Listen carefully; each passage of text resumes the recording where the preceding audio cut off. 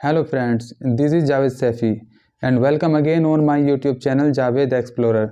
तो आज मैं बात करूंगा अपनी राइडिंग के बारे में जो मैंने लद्दाख की राइडिंग की है बजाज सिटी 100 बाइक से इसी सितंबर। तो लद्दाख राइडिंग के लिए मैंने अपने साथ में क्या क्या इक्विपमेंट्स लिए, किन किन चीज़ों को अपने साथ में रखा और किन रास्तों से होकर के जो है मैं लद्दाख की मैंने राइडिंग कंप्लीट की, लेह में पहुंचा। तो कम्प्लीटली मैं आज इसमें आपको इन्फॉर्मेशन दूंगा कि कहाँ कहाँ पर मैंने स्टे किया और कितना खर्च आया इसमें, कितना पेट्रोल लगा। कंप्लीट इन्फॉर्मेशन मैं आज इस वीडियो में आपको देने वाला हूँ। तो सबसे पहले जैसे कि लगभग सभी जानते हैं कि लद्दाख जो है वो पहाड़ी इलाका है एक, और जहाँ का जो टेम्परेचर है बहुत कम रहता है और कई जगह पर रास्तों पे जो हाई माउंटेन पास होते हैं वहाँ पे टेम्परेचर माइनस में भी चला जाता है।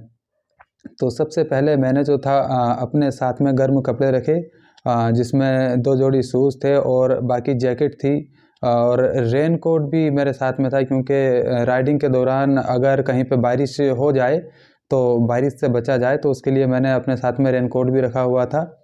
और दूसरे नंबर पे जो बजाज सिटी 100 बाइक है जिससे मैंने राइडिंग की थी लद्दाख की, तो मोस्टली होता है क्या है कि पहाड़ी इलाकों में ये 100 सीसी बाइक बहुत कम चलती हैं, तो इनके जो इक्विपमेंट्स कहें या इनके जो कुछ पुर्जे हैं वो हर जगह पर आसानी से अवेलेबल नहीं होते हैं। क्योंकि एक राइडिंग मैंने नैनीताल की थी और वहाँ पे बाइक का जो था वो क्लच का बेरिंग जो था टूट गया था। 19 डिग्री के वाइड एंगल से नैनीताल का व्यू, मौसम और भी ज़्यादा खतरनाक।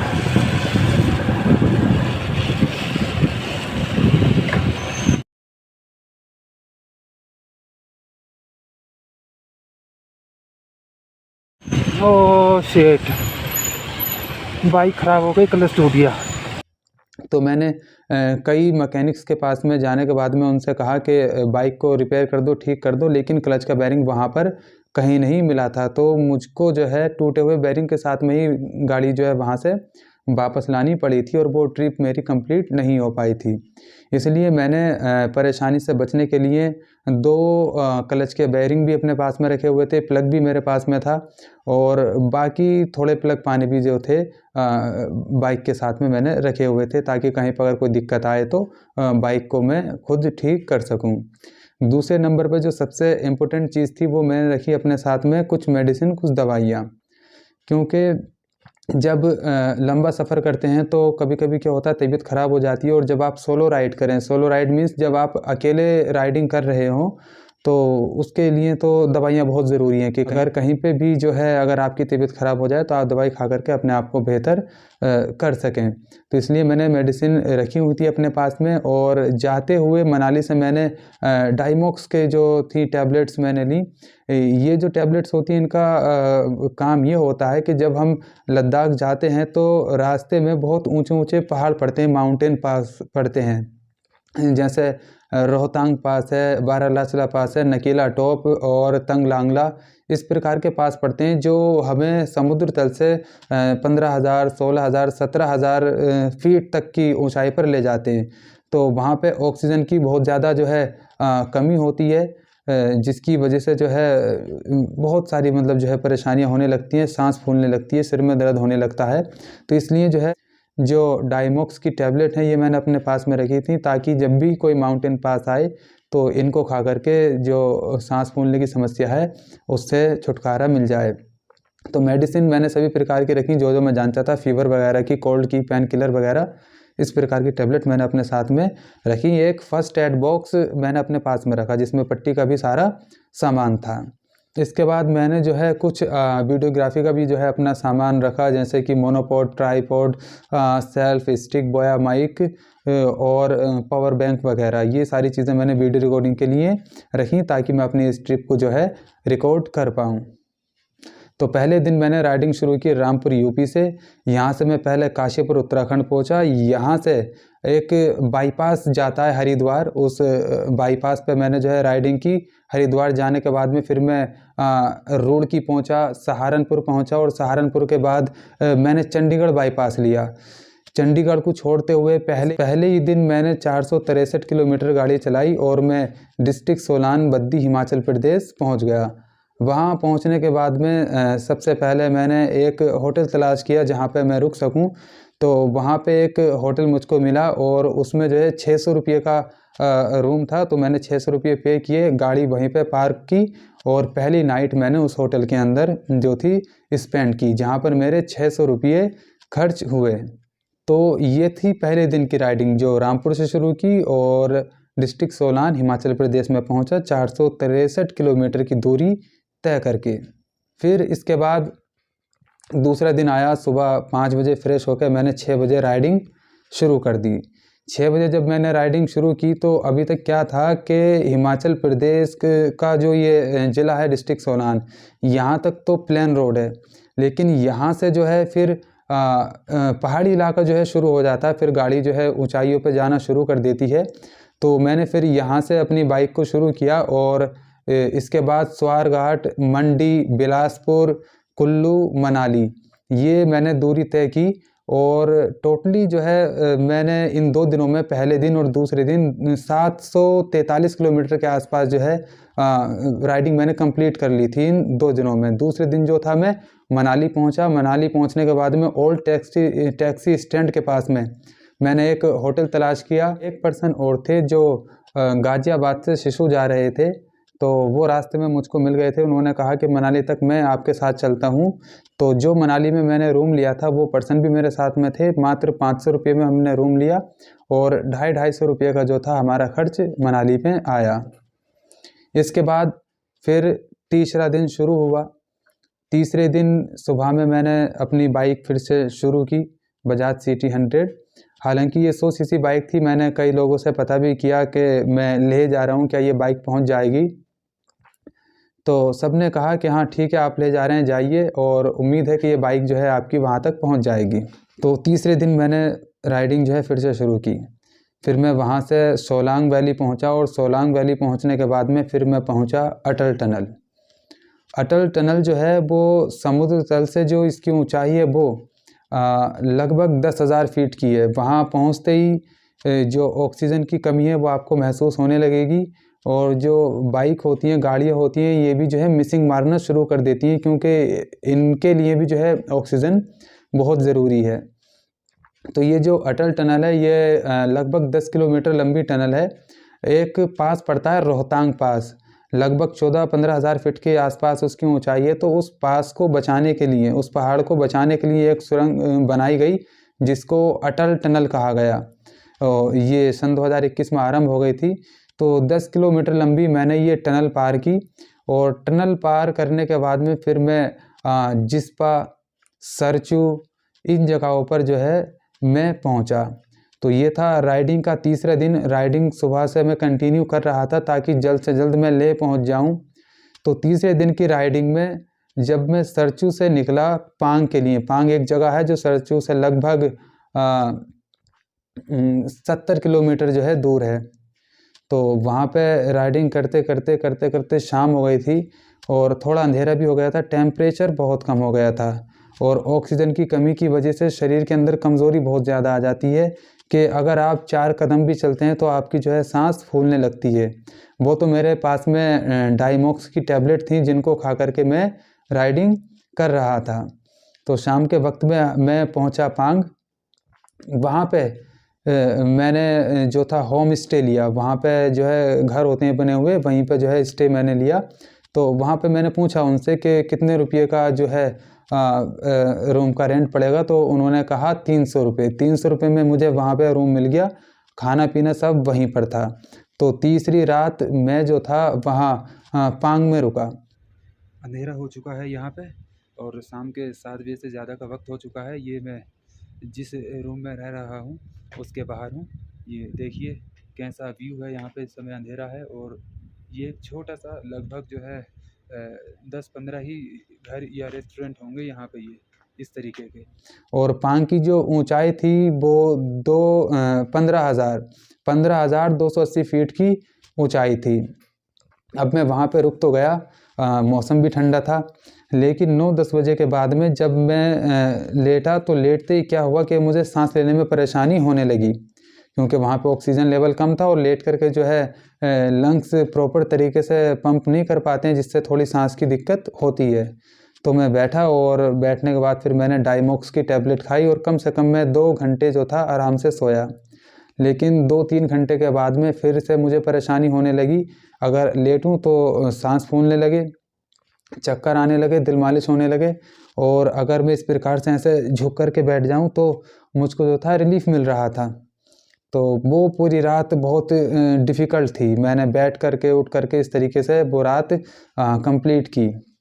अब जब वो रात कंप्लीट हो गई तो सुबह को 6 बजे मैं उठा और बाहर निकला। बाहर निकलने के बाद में मैंने जो थी ब्लॉगिंग शुरू करी, और उसमें मैं ये कह रहा था कि मुझे लगता है कि इतनी 3 दिन की राइडिंग की है, और जो लद्दाख की राजधानी है वो लेह अभी भी लगभग पौने 200 किलोमीटर की दूरी पर थी, और ऑक्सीजन की बहुत समस्या हो रही थी।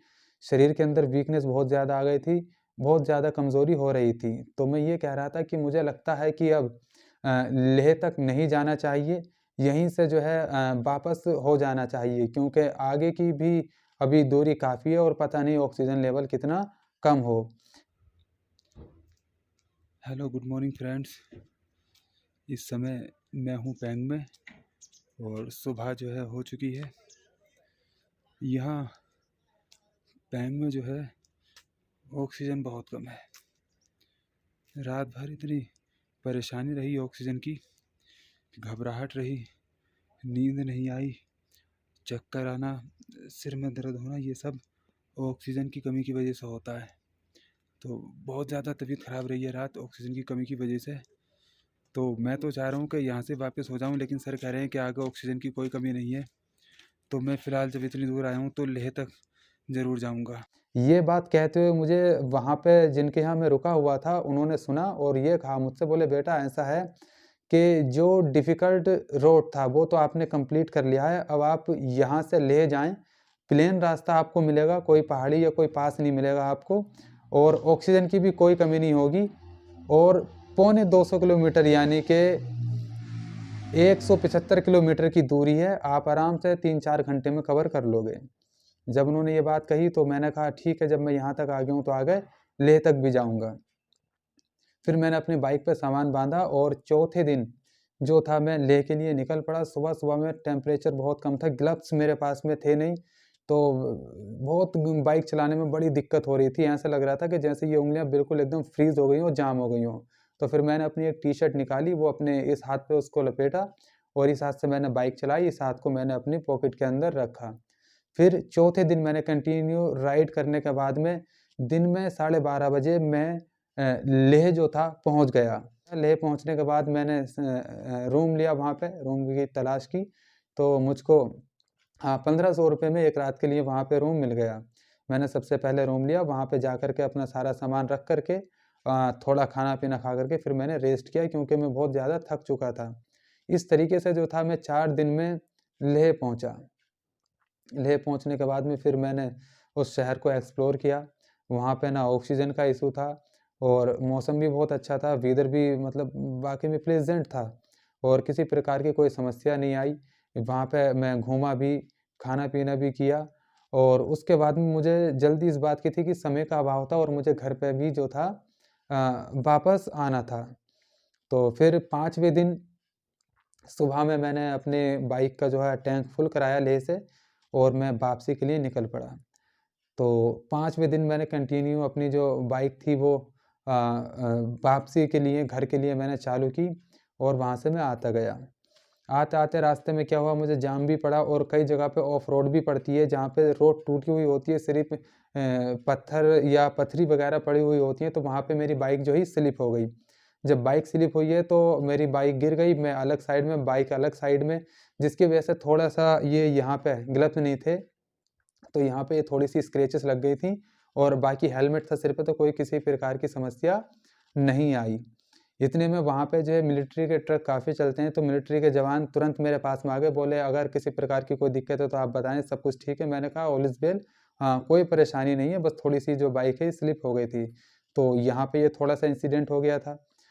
इसके बाद में मैं वहाँ से चलता रहा और 5वें दिन मैं रुका जिंगजिंग बार में आते हुए। अब जब मैं जिंगजिंग बार में आया तो यहाँ पे समस्या ये थी कि ज़्यादा रास्ता कवर करने के चक्कर में मुझको रात हो गई 12 लाचला पास पे। और ये जो पास होते हैं, हालांकि जो अभी मैं आपको बताना भूल गया कि रास्ते में जो है पास भी पड़ते हैं। पास का मीन्स ये है कि आपको लेह से और मनाली से लेह के बीच में जो दूरी है, तो इस बीच में आपको 4 पहाड़ पड़ते हैं जो बहुत ऊंचे होते हैं, हाई माउंटेन पास, जहाँ पे ऑक्सीजन की कमी हो जाती है और बहुत ज़्यादा माइनस में टेम्परेचर चला जाता है। पेड़ पौधे आपको देखने नहीं मिलते हैं। दूबर तक भी वहाँ आपको जो है घास फूस भी देखने के लिए आपको नहीं मिलेगी। तो वो जो 4 पास पड़ते हैं, जिसमें कि रोहतांग पास, बारालाचला पास, नकीला पास और लाचुंगला पास, तंगलांगला पास, ये सारे जो है हाई माउंटेन पास वहाँ पे पड़ते हैं। तो मैंने सारे हाई माउंटेन पास को क्रॉस किया और क्रॉस करने के बाद में जो था मैं जिंगजिंग बार में आके रुका शाम को लगभग 7 बजे। तो वहाँ पे मुझे ठंड बहुत ज़्यादा लग गई थी। लगभग आधा घंटे तक उन लोगों ने मुझको अंगीठी के सामने तपाया। फिर मैंने मेडिसिन खाई। लगभग 2 घंटे में जाके मुझको जो है रिलीफ मिला। उसके बाद में दिन छठा जब आया तो 6वें दिन मैंने जिंगजिंग बार से अपनी बाइक शुरू की और वापसी मैंने शाम तक, यानी कि लगभग रात के 11 बजे तक फिर से मैं डिस्ट्रिक्ट सोलान बद्दी वापस आ गया। और 7वें दिन डिस्ट्रिक्ट सोलान बद्दी से मैं अपने घर की मैंने राइडिंग कंप्लीट की। और ये जो राइडिंग थी मेरी कंप्लीट लगभग 2500 किलोमीटर की थी। इस दौरान खाना पीना भी हुआ, बाइक में पेट्रोल भी डलवाया। ऑलमोस्ट लगभग 10,000 रुपये में मेरी ये राइडिंग कंप्लीट हो गई। और कहीं पे भी ऐसा नहीं था कि हाँ भाई हल्के हाथ से खर्च करो तो पैसे कोई दिक्कत हो जाएगी, नहीं, भरपूर खर्च किया मैंने। और 7 दिनों के अंदर गाड़ी का पेट्रोल सहित सारी चीज़ों सहित रुकना, खाना पीना सब कम्प्लीटली 10,000 रुपये में मैंने ये राइडिंग कंप्लीट कर ली लेह की। और इसमें जो है जो 100 सीसी बाइक है, जैसे कि नॉर्मली कहते हैं कि लद्दाख जाने के लिए बड़ी गाड़ी की रिक्वायरमेंट है। बड़ी गाड़ी की कोई रिक्वायरमेंट नहीं है। अगर बड़ी गाड़ी है तो अच्छी बात है, और बड़ी नहीं है तो आप छोटी बाइक से भी लद्दाख जा सकते हैं। 100 सीसी बाइक से मैंने जो थी राइडिंग की और कहीं पर भी मुझे किसी प्रकार का कोई इशू नहीं आया। गाड़ी का इंजन वगैरह कोई भी कहीं पर भी जो था गर्म नहीं हुआ। तो जब भी अगर आप लद्दाख जाएँ तो अपने साथ में गर्म कपड़े लेकर के जाएँ और मेडिसिन लेके जाएँ। सांस के लिए भी आप डाइमोक की टैबलेट लेकर के जाएँ। गाड़ी का थोड़ा सामान अपने पास में रखें।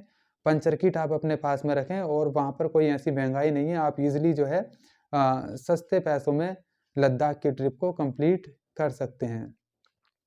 तो ये थी मेरी लद्दाख की ट्रिप जो कि मैंने इसी सितंबर की है। बाकी फिर मिलेंगे आपसे एक नई ट्रिप की जब शुरुआत करेंगे। तब तक के लिए धन्यवाद।